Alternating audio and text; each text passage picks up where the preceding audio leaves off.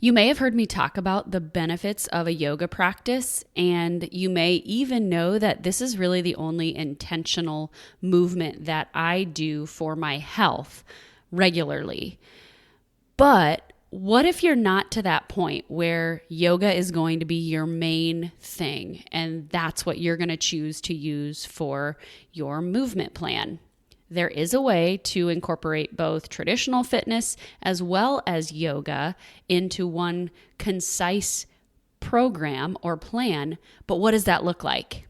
That's what I'm going to share with you in today's episode, what that transition looked like for me and what it might look like for someone who may be interested in starting a yoga practice but not ready to give up the other forms of activity like running, weightlifting, swimming, biking, whatever it may be that fulfills you when it comes to movement for your health.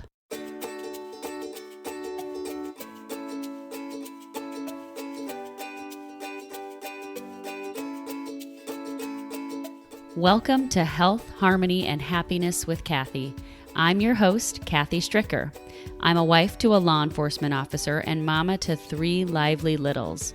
I'm a business owner, yoga teacher, health coach, and wellness and life enthusiast. And what I really like doing is connecting others like you with resources that could bring you health, harmony, and happiness on your life journey. These 3 elements are a result of that inner light that flows naturally through you and brings contentment.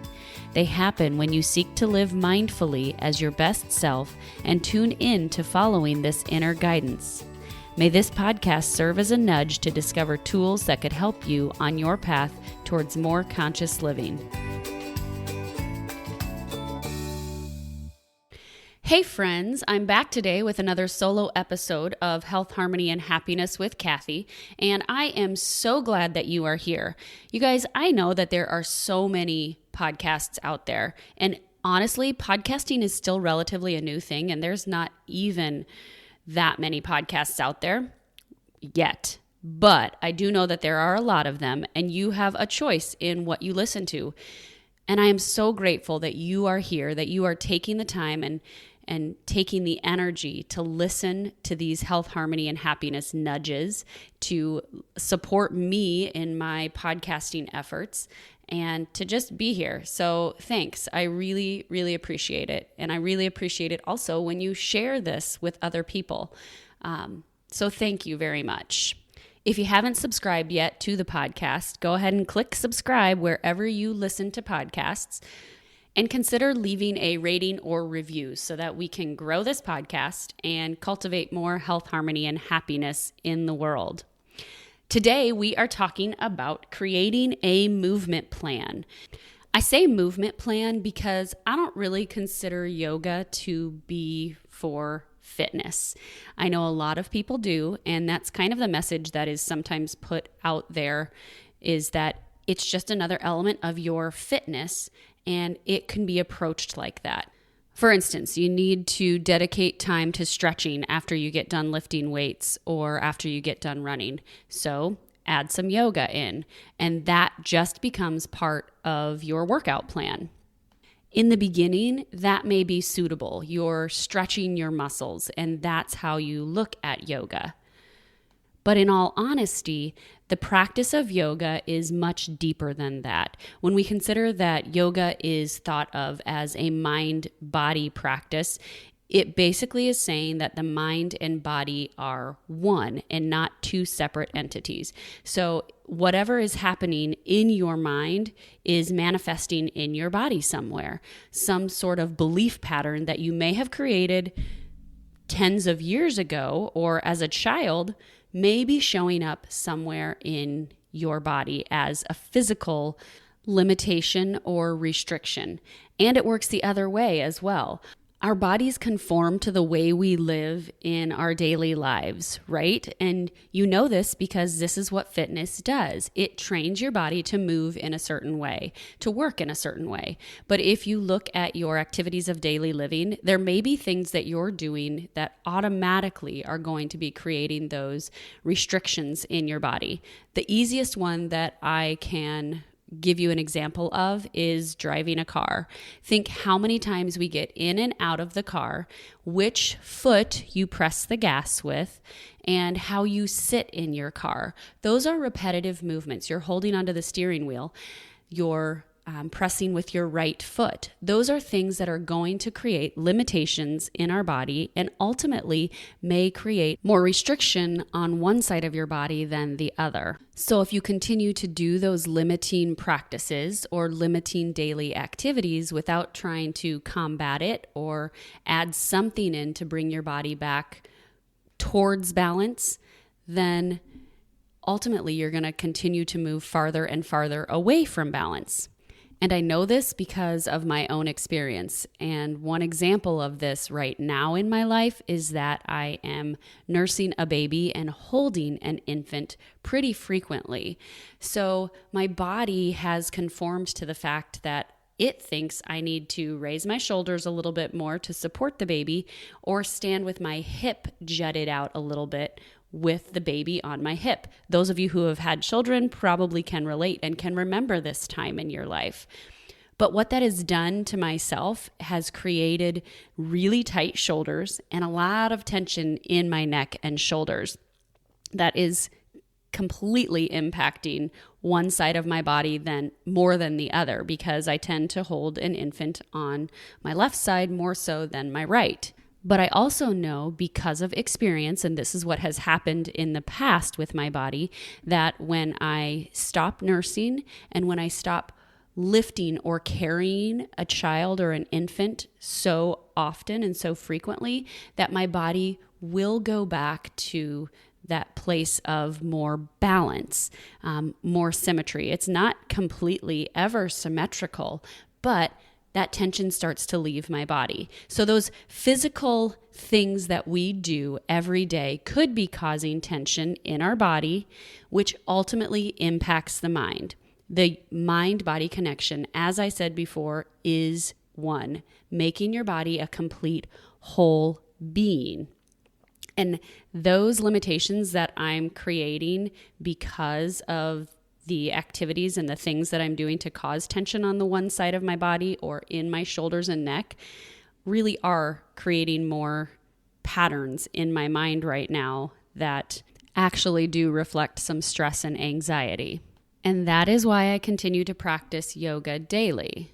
So as you can see, this is kind of a complex issue and goes pretty deep. Let's look at fitness for a moment.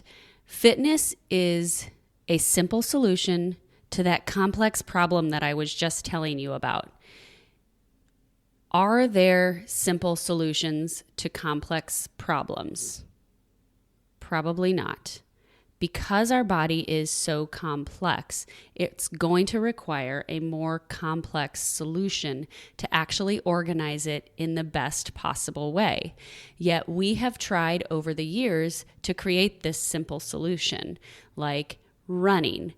It's a repetitive movement that honestly is going to create more restriction in your body because you're doing the same thing over and over, just like what I said earlier. But it has become a solution that we use for weight loss or maintaining health. And I don't really know that it's necessary to elevate your heart rate for that long of a period of time. But that's a whole nother subject and topic that we're not going to dive into today. There's a great TED Talk out there about that that you can look up too to find out more information. But like I said, that's another topic for another day. You may work out because it feels good and it makes you feel good. You may work out because you want to lose weight. You may even work out just because it's a way to relieve stress, to take time for yourself, and to feel good about yourself as well. So those are all really big ideas and big concepts if you dig into them and unpack them on a deeper level. But my point is, you're working out because it fulfills something within you. I was the exact same. I liked feeling the burn. I liked the endorphin high that I got from working out, from throwing some weights around, that was all good to me. And I didn't realize until I had a dedicated yoga practice that actually was working against me and against creating a better version of myself. Because when you consider the fact that strength training or endurance cardio training is intended to add resistance to your body, or you have to use resistance in order to get stronger, to run farther, to produce more results, those are the spiritual qualities that you are creating within yourself. Willpower, determination, strength, all of those qualities that are actually really good, but may be lacking in some of the other elements that are also very good to possess in who you are as a person. Compassion, kindness, nonviolence. Those are elements that a yoga practice tends to create, and that yoga is hoping to create within individuals. So you can see where it could be thought that both types of practice or training are beneficial to the human body. This is actually the mindset I had before going completely to an Adamantine Yoga practice. And I never really intended to step away from strength training, from doing heavy workouts. It just morphed into that. And I'll tell you a little bit more in a moment why I think it did. But when I first found James and Adamantine Yoga, I was doing a lot of CrossFit style workouts, cross training, teaching group fitness classes, and personal training. Never did it ever cross my mind that I would give up those sorts of activities, because that was my passion. And that's what I went to school to do. I went to school for exercise science, for health and human performance. And for that, the idea and the concept is a traditional movement plan, fitness, strength training rather, using a combination of all of those elements to create who we are as people. But I also knew how yoga affected me and how it was super beneficial to my mental health. And because of my background, I was always very conscious of creating balanced workouts and programs, which is probably partially why Adamantine resonates with me so much, because it is seeking to create a more balanced body in a very systematic approach. You've heard me say that before if you've listened to this podcast at all. But let's go back to that time before I knew about Adamantine and before I had practiced it, or before I really was practicing yoga consistently, because I will say that I practiced yoga, but I really didn't have a practice that I called my own. The yoga that I was practicing was sporadic, as you've heard me say, and then I used those postures for stretching, which in the beginning, as I said at the beginning of the podcast, can serve you, and it can be very beneficial to what you're doing and can complement your workout program. And we're going to talk about how to make that happen in just a moment as well. But back in this time when I was doing all of these workouts and cross training, I definitely prided myself in how strong I was and in creating a muscular looking body. So in the very beginning, I think I probably practiced Adamantine at least 3 to 4 days a week. And I did cross training 3 to 4 days a week as well. Sometimes I took a day off, or sometimes my day off of cross training actually was a day to practice yoga. And I would frequently use the yoga practice that I was learning as a way to stretch after working out, to help with soreness and to hopefully increase mobility, which it did to a certain extent, but it wasn't until I dropped weight training and long distance running that I actually really began to see transformation and differences in my mobility. And this is because when you're doing both, so for instance, you're doing a dedicated yoga practice and your cross training, running, strength training, whatever it may be that you choose, it's like turning on the air conditioner and the furnace at the same time and hoping to get results. it kind of can be an approach that works against each other, right? But you're still getting a little benefit from each. Eventually, I started to shorten and maximize my workouts so that I was lifting only 2 or 3 days a week, and eventually transitioning to primarily kettlebells at least twice a week and practicing yoga for 5 days a week. The kettlebell workout gave me the most bang for my buck, basically. I could get a total body workout, cardio, and strength all in one, and still feel like I was doing something good for my body in a short amount of time. And it allowed me enough time to practice yoga. Because if you are practicing Adamantine Yoga, it generally takes about 45 minutes for your practice. So if you're doing that as well as another workout that takes 45 minutes, that's a lot of time you're dedicating to self-care during your day. And we don't always have that much time to do that. Time is a valuable thing, as you all know. So my thought process behind doing that was that I could do a 15 to 20 minute kettlebell workout and then spend 45 minutes on my yoga practice and be done with my self-care in maybe an hour and 15 minutes to an hour and a half with everything, including warm-up, cool down, and so forth. And that's fairly reasonable. And I feel like that's kind of what most people would be able to dedicate to their day for self-care. Don't get me wrong, I have loved running my entire life. Since I began to walk, I have loved running. And I would still pepper it into my workout routine every once in a while, but I still noticed that it was working against me. And whenever I would run, I would feel it in my practice.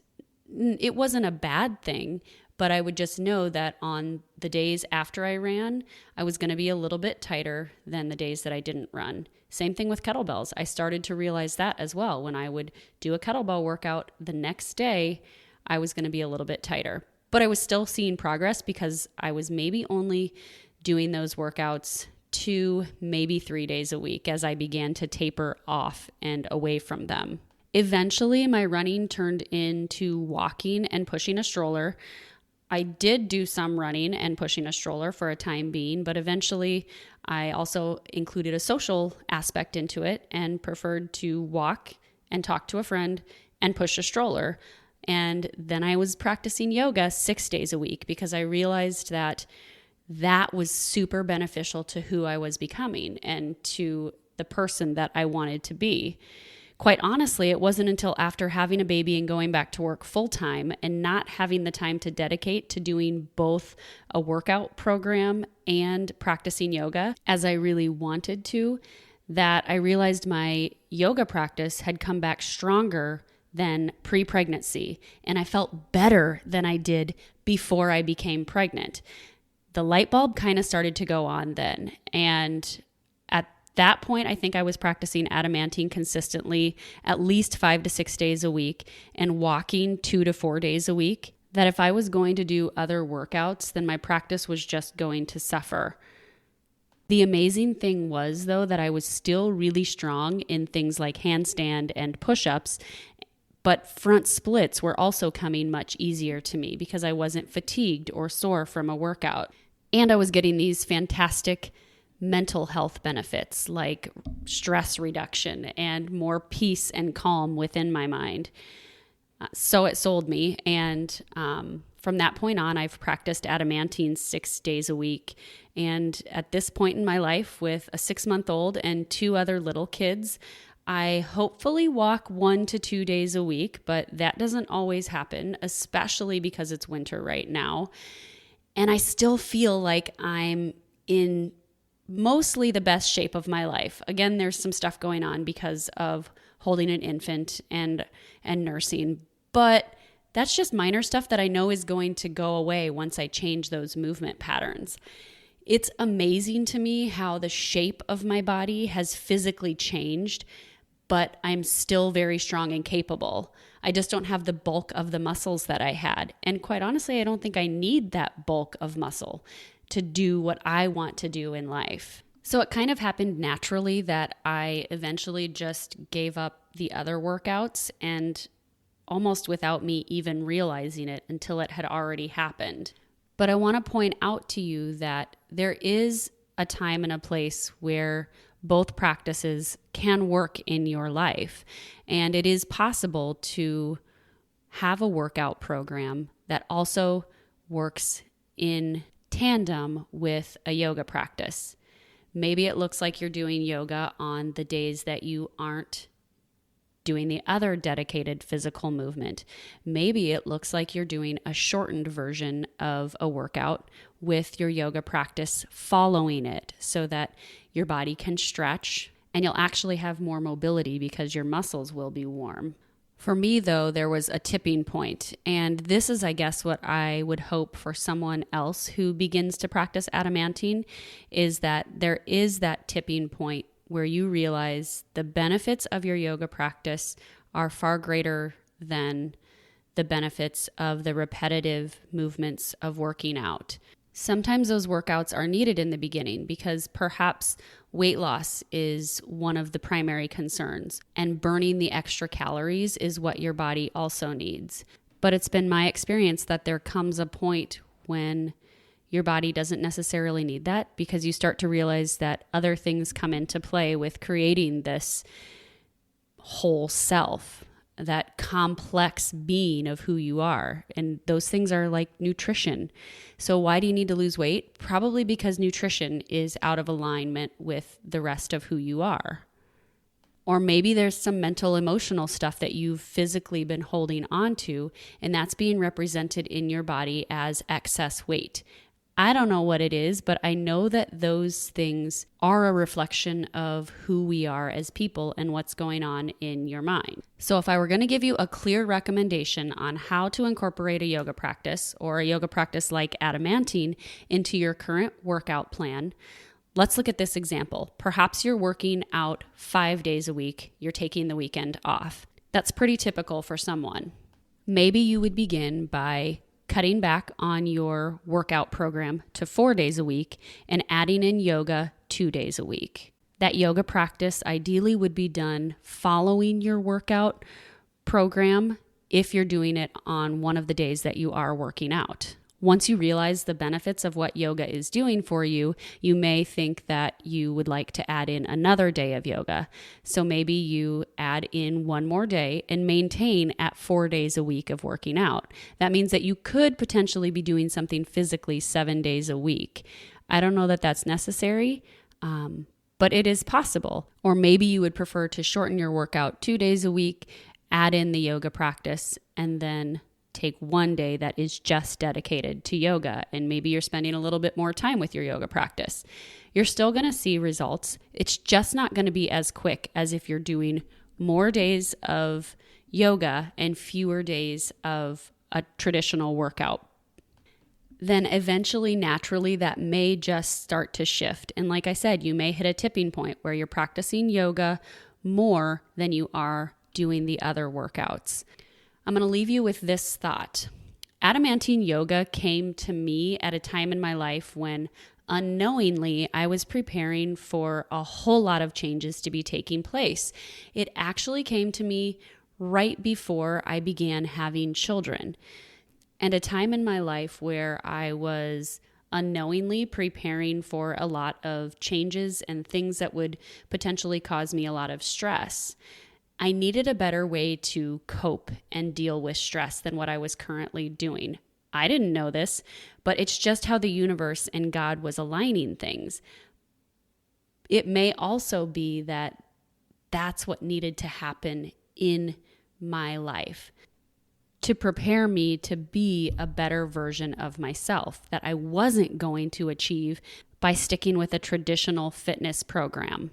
As I said before, we are complex human beings, and simple solutions don't generally work for complex problems. But if mobility is something that you know you need more of in your life, and you just don't know how to incorporate it into your movement plan that you have right now, it's possible. And I hope that the tips I gave you today help you to incorporate some sort of dedicated mobility plan into your intentional movement plan. I just know that you'll start to realize that the benefits far outweigh the consequences of not having a mobility plan. As you know, my choice is Adamantine Yoga, but anything is better than nothing. So I want to know, do you have a dedicated mobility plan or practice that you use in conjunction with a workout plan? And if so, what does it look like?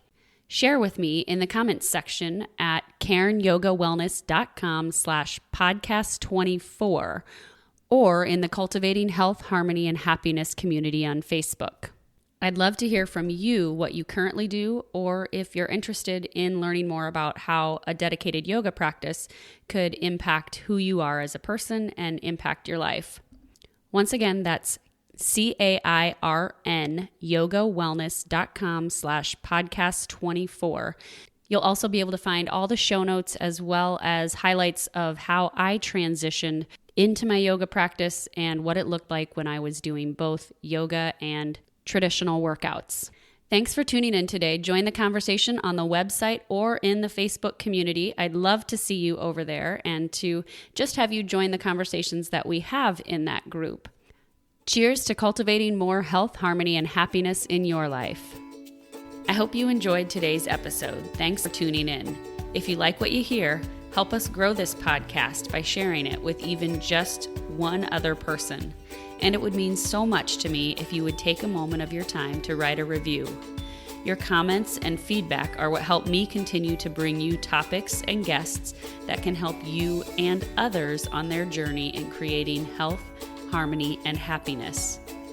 Remember to head on over to KarenYogaWellness.com to get the show notes and links from today's episode. Follow me on Facebook and Instagram at Karen Yoga Wellness, and to continue connecting with more resources that could help you enhance health, harmony, and happiness in your own life, subscribe to this podcast. Thanks again for listening.